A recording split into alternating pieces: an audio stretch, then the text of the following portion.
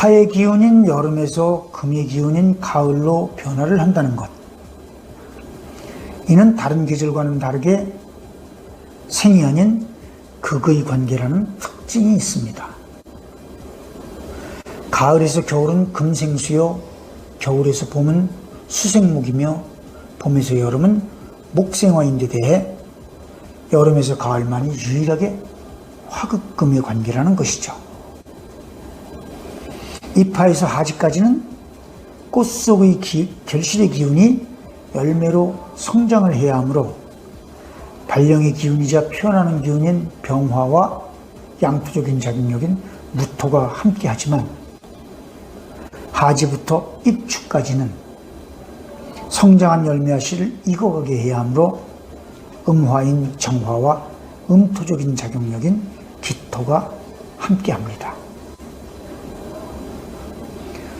적극적으로 성장이라는 양화의 기운에서 소극적으로 익어감이라는 음화의 기운으로 넘어가게 하는 이러한 극적인 현상을 연출하게 하는 것이 기토의 작용력이라는 것이죠.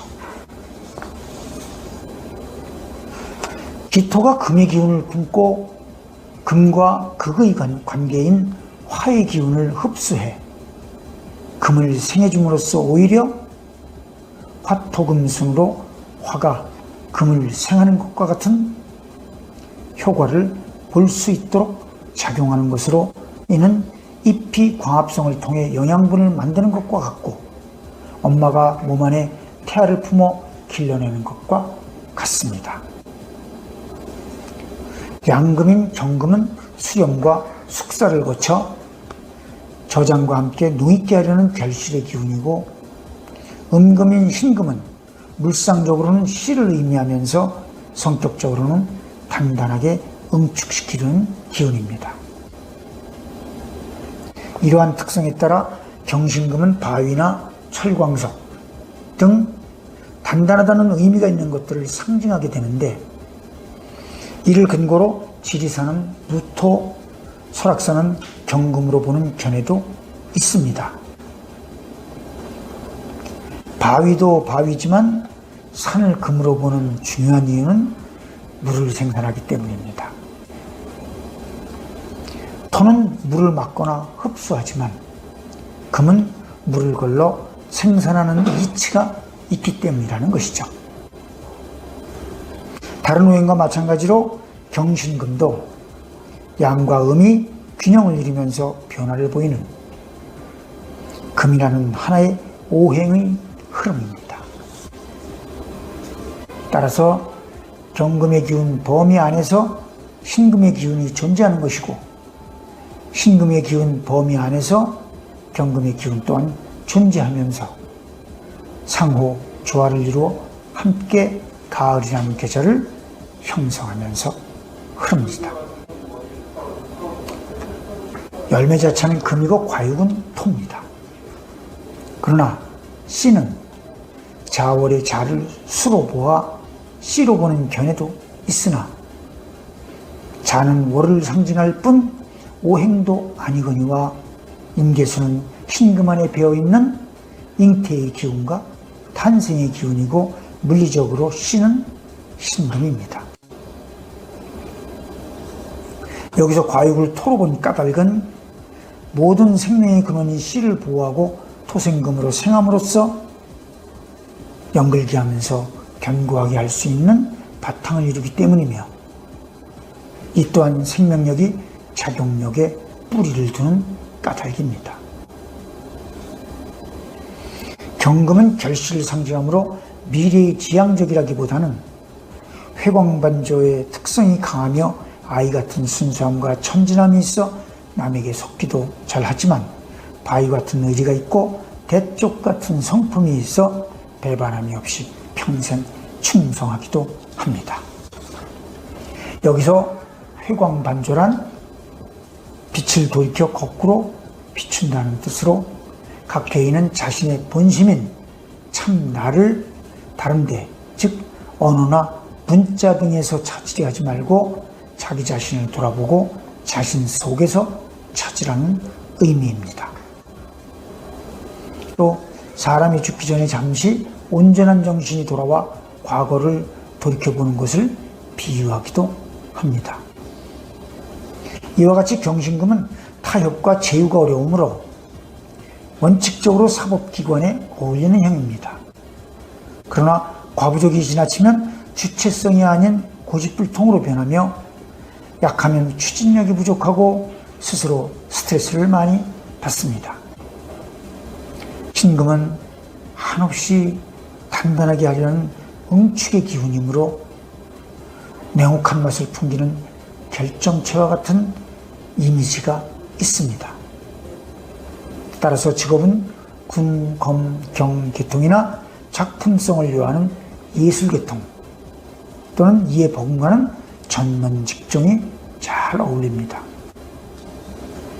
여인으로서는 멋쟁이로 통하므로 다이아몬드에 많이 비유됩니다. 견고성, 예술, 작품성 등을 지향하려는 성향으로 인해 타인의 관심을 끌려하고 집요하게 파고들면서 기억을 각인시키려는 성향이 있습니다. 신금은 스스로가 예리하고 야물기 때문에 숙사를 돕는 정화보다는 뒤끝 없이 화통한 병화를 좋아하고 친구를 사귀는 경우도 겉으로는 완벽을 좋아한다고 단호하게 말을 하지만 알고 보면 준비성이 강한 사람보다는 젖을 줄 아는 사람이나 자신이 들어가 앉아있을 빈틈이 있는 사람을 좋아합니다. 그러나 이러한 성향은 남이 알아주기를 바라는 마음으로 나타날 수 있으므로 스스로 황홀하게 빠진다는 의미인 자아도취에 빠지지 않도록 조심하여야 합니다. 자신을 확인하고자 하는 사람은 지켜세우는 사람한테 약하기 때문이죠. 툭툭 털어버리는 것이 없으므로 약해지면 우울증에 걸리기 쉬우며 그래서 결심하면 꼭 성취하려는 집착을 보이고 이 집착은 자신을 위해 좋은 기회를 제공하는 예도 있지만 불리한 쪽에서 회복하기 어려운 결과를 초래하는 예도 있어 조심해야 합니다.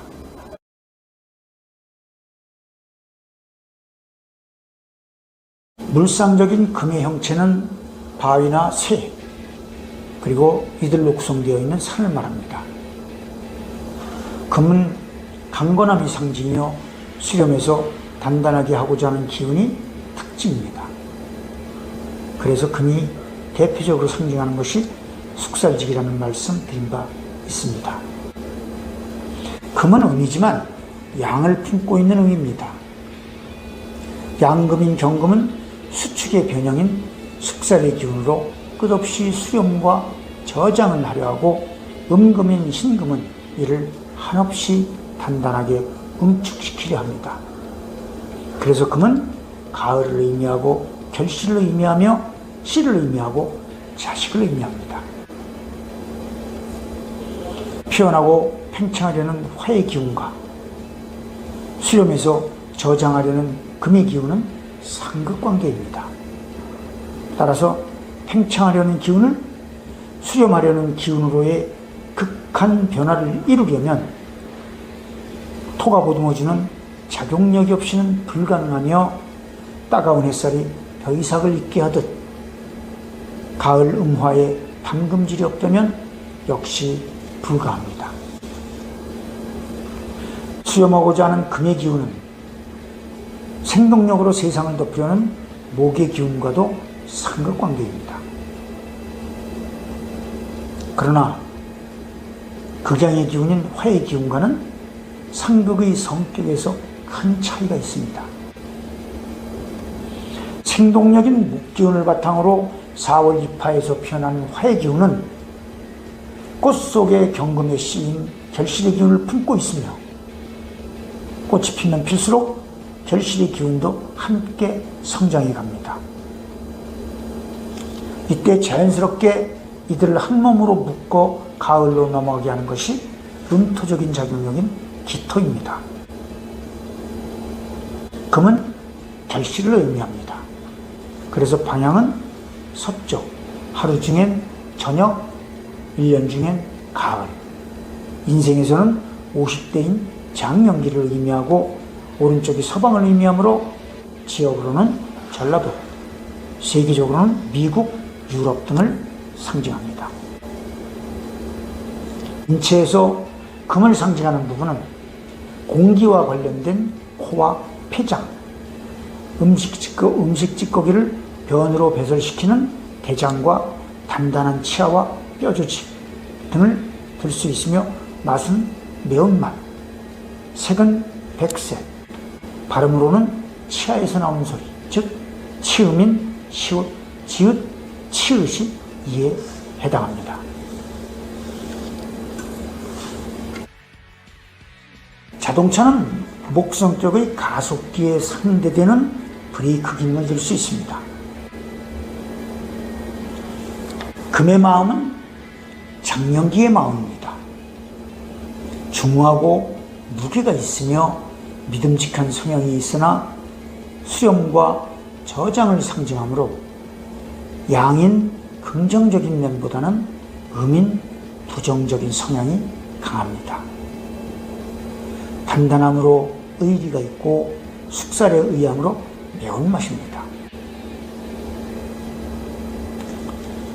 7.8기의 정신으로 마음먹은 것은 끝을 내려는 성향이 강하지만 이는 곧 사심이 없어 속기도 잘하고 순수하고 고지식하다는 것을 의미하기도 합니다. 이와 같은 성품으로 인해 한편 대쪽 같은 성향이 있어 배반 없이 평생 충성할 수 있는 성품을 가지고 있는 것이 금의 마음이기도 합니다. 그러나 금이 지나치면 주장을 굽히지 않아 결합과 제휴가 어려운 고집불통이 될 수 있고 이것이 혹심하면 냉혹한 마음으로 표출될 수도 있으며 과부족이 심하면 금은 결실이므로 조바심의 앞을 가려 속내를 감추지 못해 대인관계뿐 아니라 가족관계에서조차도 불편한 인물이 될 수 있습니다.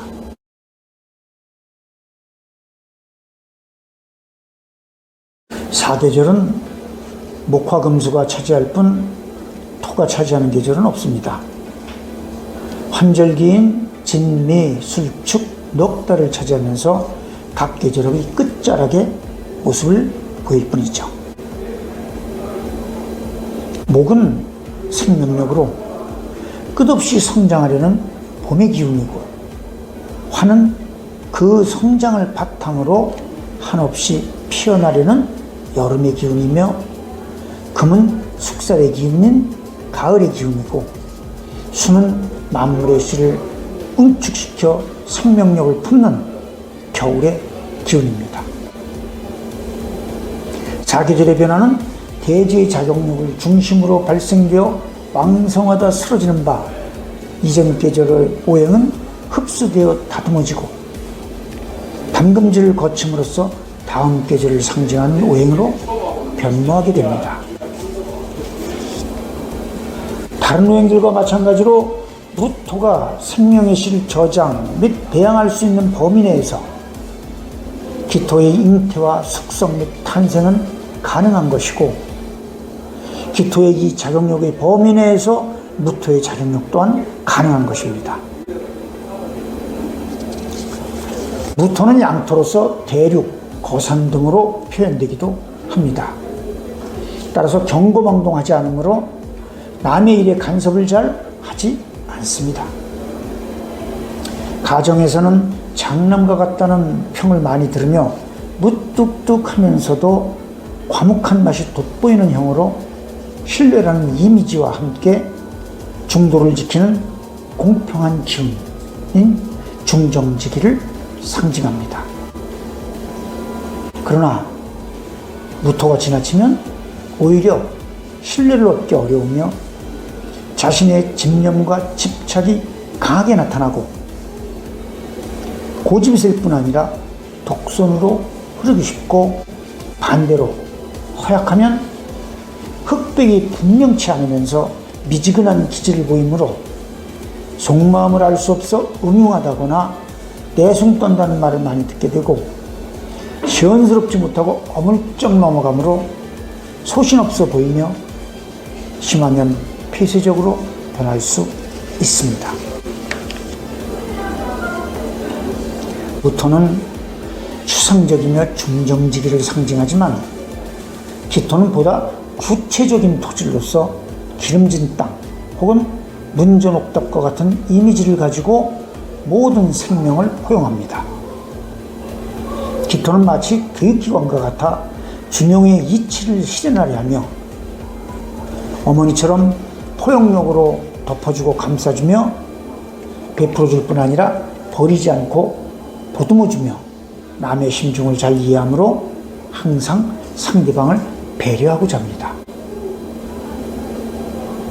그러나 기토가 과다하면 정이 메마르게 되고 옹졸해질 수 있어 실행이 따르지 못하며 근거 없는 자존심으로 남의 자존심을 상하게 해 미움을 살 수 있고 허약하면 이기적이고 소심해질 뿐 아니라 용기를 보이지 못해 신뢰를 얻지 못합니다.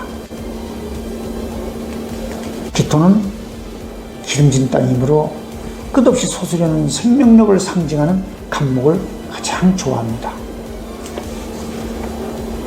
따라서 여성이 기토로 태어나면 남성을 보는 기준이 간목이기 때문에 뭇 남성들에게 도도한 성격으로 비칠 수 있고 지나치면 오만한 여성으로 비쳐 오히려 시선을 놓칠 수도 있습니다.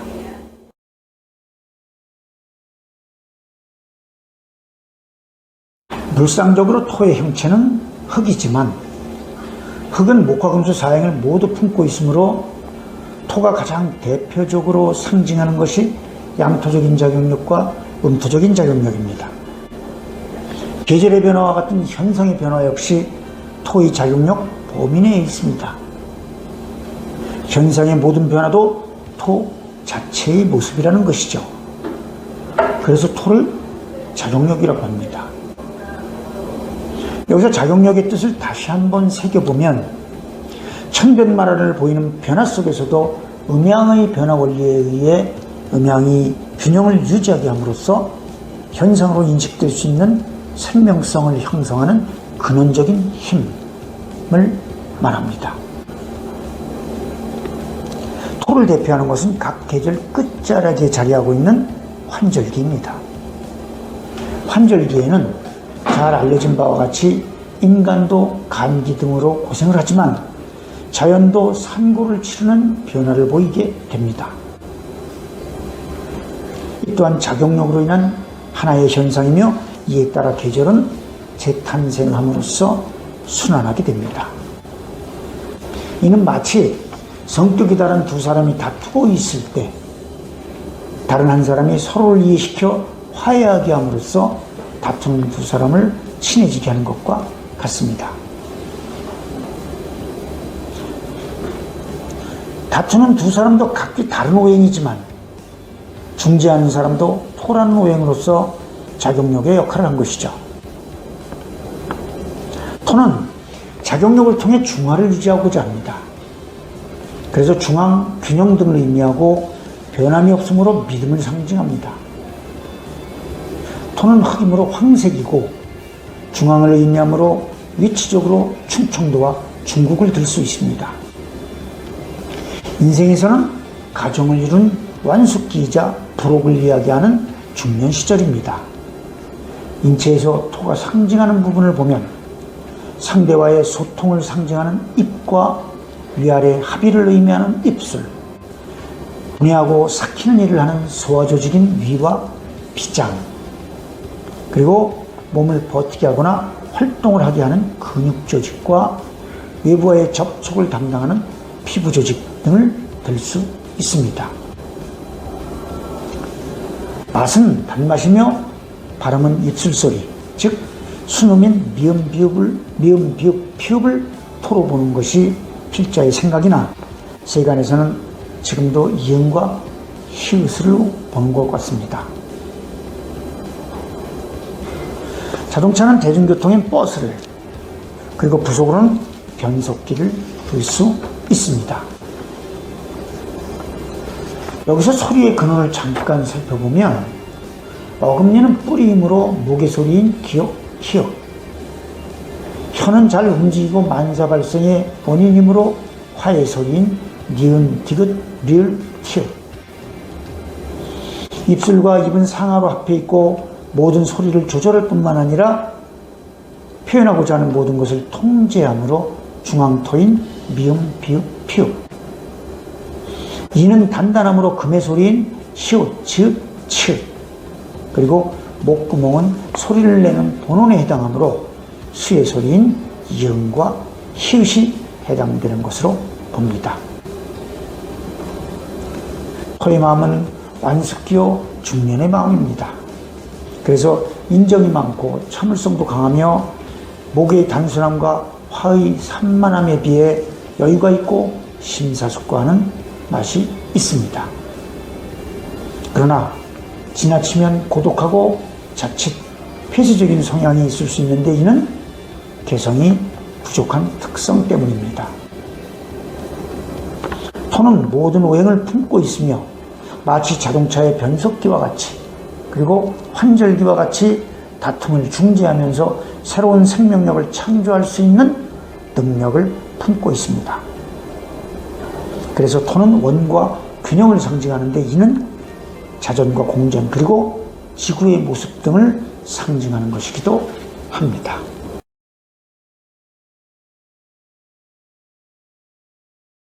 화는 양 중에도 극양의 기운입니다. 형체는 불로서 표현하지만 화가 대표적으로 상징하는 것은 밝음의 기운이 처음으로 발생한다는 것을 의미하는 발령의 기운과 꽃처럼 피어나는 기운, 개화하여 만발하고자 하는 기운 등을 의미하는 양화인 병화, 그리고 어둠 속에서 잉태의 기운인 임수에게 처음으로 생명력을 품게 하는 밝음의 기운과 초가을 따가운 햇볕에 의해 벼가 익어가고 과실이 연걸어가듯 익히고자 하는 기운 등을 의미하는 음화인 정화를 말합니다. 꽃이 만발할수록 꽃 속에서 결실의 기운이 성장해가는 것이나 첫눈에 반하는 것은 녹이지만 이것이 사랑으로 꽃피우는 것 그리고 실제의 불이 음식을 익어가게 하는 것 등은 병화에 피우고자 하는 기운과 정화에 익히고자 하는 기운입니다. 같은 양의 기운이라 해도 화의 기운은 음의 기운을 품고 있는 목의 기운과는 사뭇 다릅니다.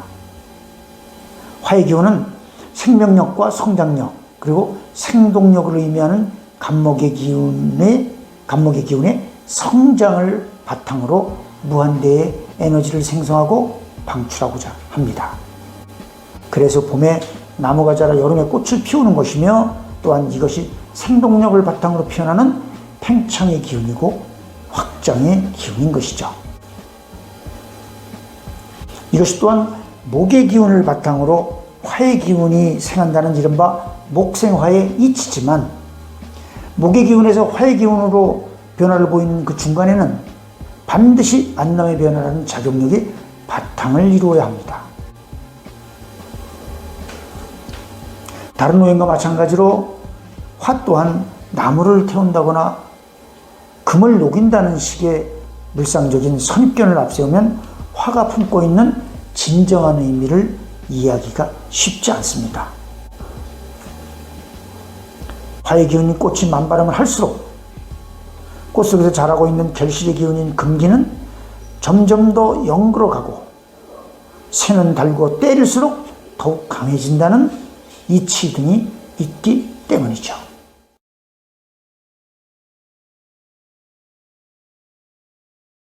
봄에서 여름 하지까지는 적극적으로 꽃을 피워 결실의 기운을 품게 해야 하므로 이때의 태양빛은 병화지만 하지 이후 가을을 향해서는 다 자란 열매와 씨를 소극적으로 익어가게 해야 하므로 이때의 태양빛은 정화입니다. 이는 음양은 균형을 전제로 존재한다 라는 음양의 이치에 따라 병화의 범위만큼 정화가 존재하고 정화의 범위만큼만 병화가 존재할 수 있음을 보여주는 것입니다. 병화로서의 건설은 정화로서의 문명을 전제함으로 추진될 수 있고, 문명은 건설의 범위 안에서 존재한다는 이치인 것이죠. 태양이나 산불과 같은 큰 불은 병화고, 촛불이나 모닥불 같은 작은 불은 정화다 라고 주장하는 이들이 많이 있습니다.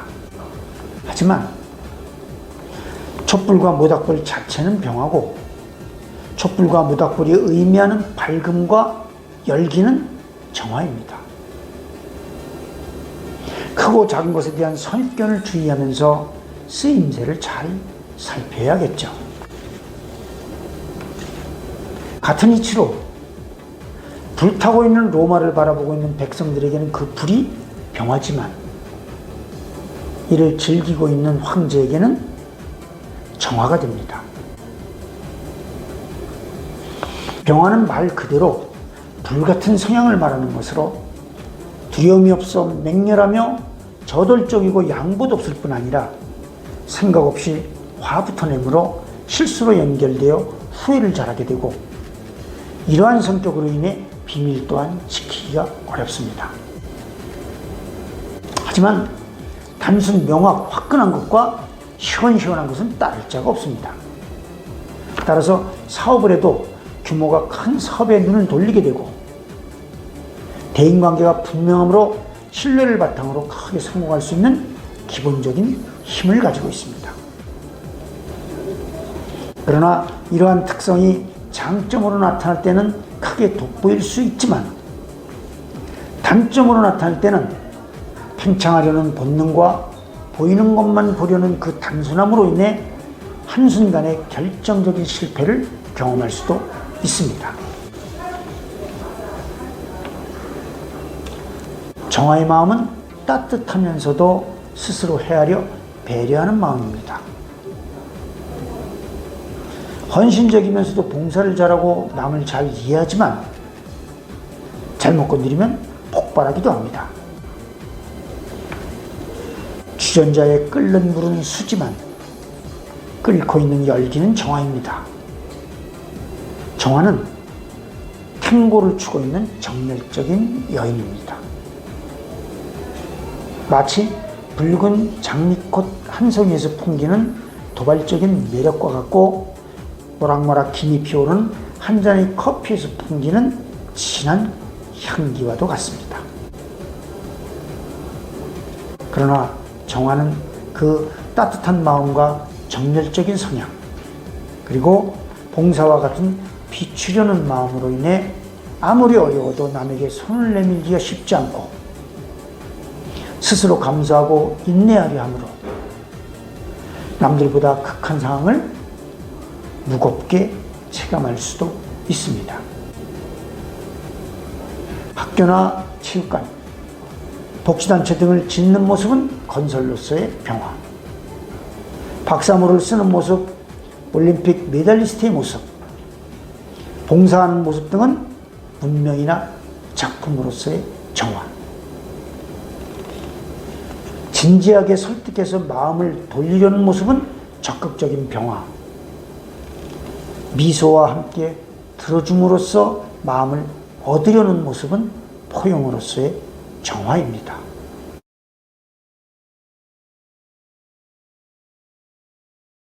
양화인 병화는 적극적으로 드러내어 피우고자 하므로 꽃을 피워 과육을 풍성하게 하려 하고, 음화인 정화는 수렴과 숙사를 도와 결실을 이루어 씨를 견고히 하고자 합니다. 그래서 개발은 양화의 기운이며 문명은 음화의 기운입니다.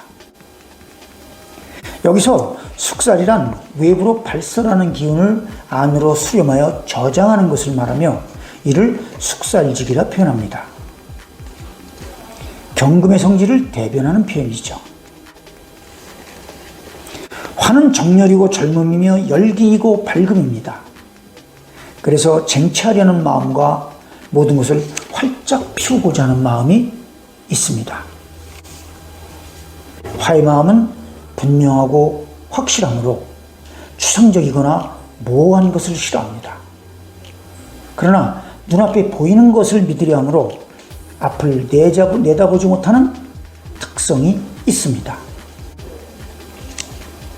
화는 밝음과 열기를 의미하므로 방향은 남쪽, 하루 중엔 점심, 1년 중엔 여름, 인생에서는 청년기, 지역으로는 경상도, 세계적으로는 적도, 북은 홍인종이 살고 있는 인도 등이 이에 해당이 되며 인체에서는 배의 방향입니다.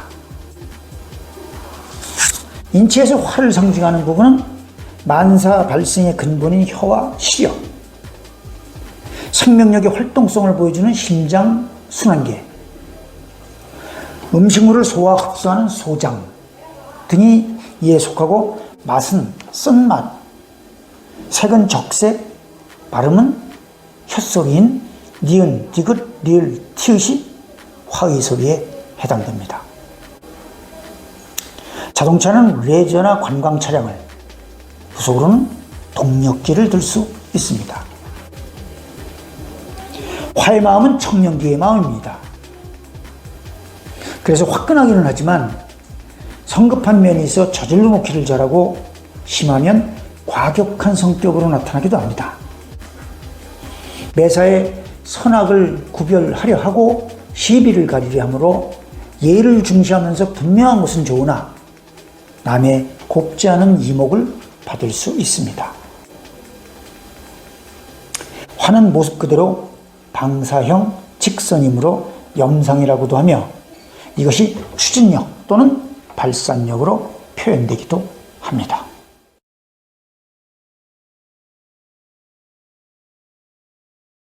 수의 형체는 물입니다.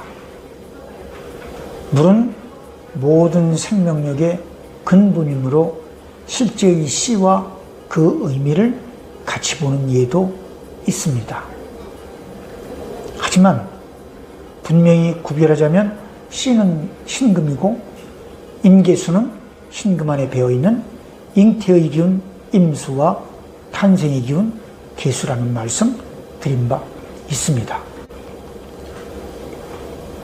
임수는 잉태를 이루고자 하는 양의 기운으로서 기운을 상징하는 기로서의 의미가 강하고 계수는 잉태를 이룬, 즉 탄생을 앞둔 생명력 자체를 의미합니다. 하지만 모든 생명력의 바탕인 물과 같은 형질로서의 의미도 강합니다. 이는 물이 없으면 생명이 존재할 수 없다는 이치인 것이죠. 수가 가지고 있는 진의를 이해하는 것이 우선 중요합니다.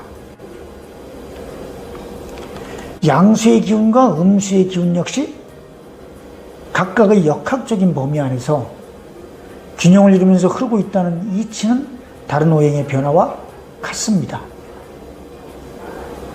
따라서 동지까지의 잉태를 의미하는 응축의 극대화가 얼마나 어떻게 이루어졌는가에 따라서 입춘에 태어난 맹아의 생명력이 얼마나 강하고 약한지가 결정됩니다.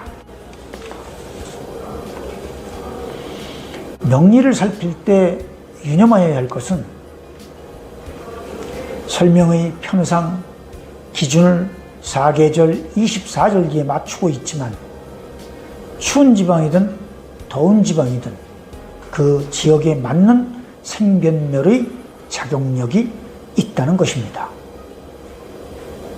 음양은 상대적으로 강한 양에게는 약한 양이 음이 될 수 있고 강한 음에게는 약한 음이 양이 될 수 있으므로 이 음양의 균형에 따른 오행의 생명력이 어느 지역에서든 상대적으로 존재할 수 있다는 뜻입니다.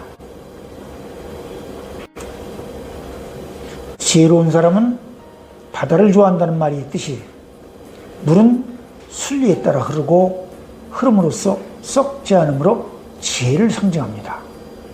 그러나 균형을 이룬 지혜는 권모술수, 즉 권세와 모략 또는 술수를 가리지 않고 목적을 달성하고자 꾀하는 술책 등에 해당이 됩니다.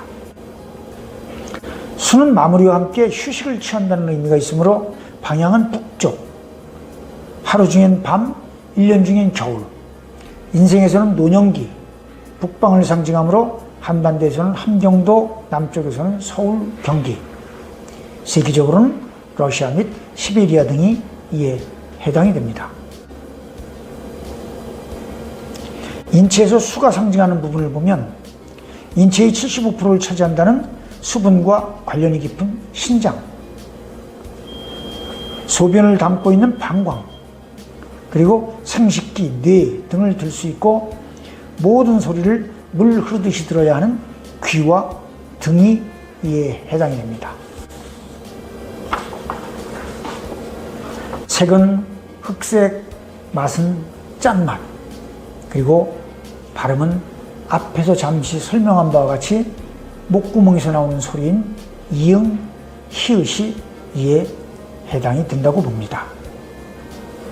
자동차에서는 물의 흐름과 비교되는 라디에이터와 윤활유를 들 수 있습니다. 수는 노년기이자 휴식기를 나타내는 마음입니다. 따라서 매사에 침착하며 깊이 생각하는 현자의 마음이 있습니다. 물은 수직관념이 있으므로 법과 질서를 준수하려 하며 부지런하고 청결하면서 응집력 또한 강합니다. 자유자재하므로 사고방식이 개방적이며 한 곳에 집착하지 않습니다. 활발한 사고력이 있지만 분위기에 휩싸이지 않으며 냉정하게 파고드는 특징 또한 갖추고 있습니다. 그러나 이러한 성향이 편중되면 잔꾀가 발달하여 풍파를 일으키고 지나치면 집착으로 남을 힘들게 할 수도 있습니다. 물은 소가 먹으면 우유가 되지만 뱀이 먹으면 독이 되는 까닭입니다.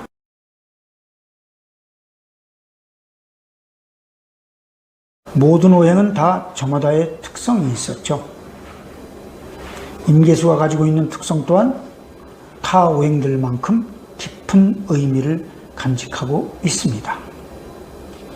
수기 이외의 잉태와 탄생의 기운에 대한 극음치기, 즉 극음의 기운이 가지고 있는 함축성 때문입니다. 따라서 양수가 가지고 있는 의미와 음수가 가지고 있는 의미를 개념론적으로 분류해서 상세히 살펴봐야겠죠. 임수는 양수이므로 목적을 향해 돌진하는 적극적인 수의 기운이고, 계수는 음수이므로 목적을 위해 바탕을 이루고 있는 소극적인 수의 기운입니다. 수는 생명력에 그르신 씨가 영걸어감에 따라 자신의 목적인 생명력이 동지에 이르러 응축의 극대화와 함께 잉태를 완성하기까지의 적극적인 임수와 동지에서 잉태 후 입춘에 이르러 탄생이 될 때까지 엄마의 뱃속에서 때를 기다리고 있는 태아와 같은 소극적인 계수가 있습니다. 임수는 양이므로 수의 기에 가까운 의미를 담고 있어 안개나 습도 등을 임수로 볼 수 있고, 계수는 음으로서 기보다는 직접 모양과 물질인 형과 질에 가까운 것으로 볼 수 있습니다. 음양은 수축과 팽창이라는 상대적인 기운이므로 사실상 둘 다 기에 해당이 되는 것이 원칙입니다. 그런데도 여기서 양음을 기와 형질로 분류한 것은 공간적인 것과 물질적인 것에 대한 양과 음으로 구별하기 위해서입니다. 양이 상대적으로 존재할 수 있는 이유는 음이 바탕을 이루기 때문이라는 음양의 이치에 따라 응축된 기운의 모습으로서 물이라는 형질이 바탕이 되어 안개나 습도가 생길 수 있다는 뜻을 담고 있습니다. 임수는 대체로 바다나 커다란 호수, 강 등으로 표현되는 반면에 계수는 작은 물, 생명수 등으로 표현하기도 합니다. 산 위에서 나오는 약수는 밑으로 내려와 도랑을 이루고, 도랑은 냇물은 강은 바다와 하나가 되며, 바다는 다시 구름을 형성하고, 구름은 비가 되어 다시 약수가 됩니다. 이렇게 금생수의 원리에 의해 경신금인 산에 가까울수록 계수에 가깝고, 산으로부터 멀리 바다에 가까울수록 임수에 가깝습니다. 따라서 임수는 계수의 범위에서 존재하고, 계수 또한 임수의 범위에서 존재하는 바 어디에든 임수와 계수는 공존하게 됩니다. 동물이든 식물이든 계수는 극음의 기운으로서 생명력의 바탕이 되므로 임수 속에서 식물의 삼투압이나 동물의 음용수 등으로 계수를 섭취하게 되면 물론 임계수의 균형을 이룬 공존으로 인해 환경 생태계는 유지하게 됩니다. 물이 넉넉한 곳에 쏟아지는 집중호우는 임수일 수 있지만 사막에 쏟아지는 집중호우는 계수가 될 수 있습니다. 따라서 크고 작고 등의 당연시 여겨지는 모든 선입견을 배제하고 어떠한 모습으로 흐르면서 어떻게 쓰이고 있느냐를 판단하는 것이 중요하다는 것이죠.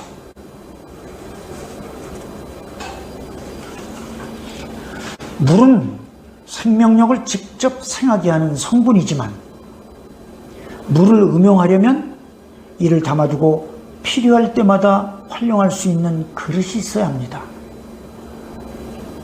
산에서 내려오는 약수, 물항아리, 물이 담긴 두레박, 농사를 위한 저수지, 집에서 꼭 필요한 수도시설 등 모두가 같은 이치입니다.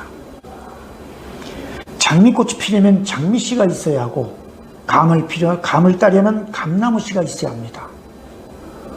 그래서 씨라는 신금이 잉태와 탄생의 기운인 임계수를 품고 금생수를 하는 것이고, 이 임계수는 수생목으로 잉태와 탄생을 이루는 것입니다.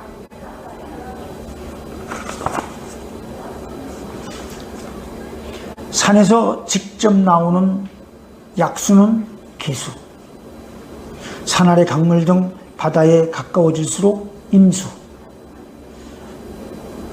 정수장의 물은 임수, 가정의 수돗물은 계수, 계곡의 물안개는 임수, 계곡물은 계수, 나무 옆에서 흐르는 냇물은 임수, 나무 뿌리로 흡수되는 물은 계수, 하지에서 추분, 정화의 햇살을 받는 나무 위에서 익어가기와 연글기를 하는 열매와 씨, 열매 자체는 경금, 그 안의 씨가 품고 있는 생명력은 잉태의 기운, 임수, 추분에서의 경작 이후 정화의 햇살 아래 마당 멍석 위에서 소극적인 응축을 받는 홀로 남은 씨는 신금, 이 씨가 품고 있는 생명력은 잉태의 기운, 임수이자 내년 입춘에 태어날 간목의 기운, 동지 이후 늦겨울, 축월 땅속에서 입춘을 기다리는 씨는 신금, 이 씨가 품고 있는 생명력은 탄생의 기운, 계수,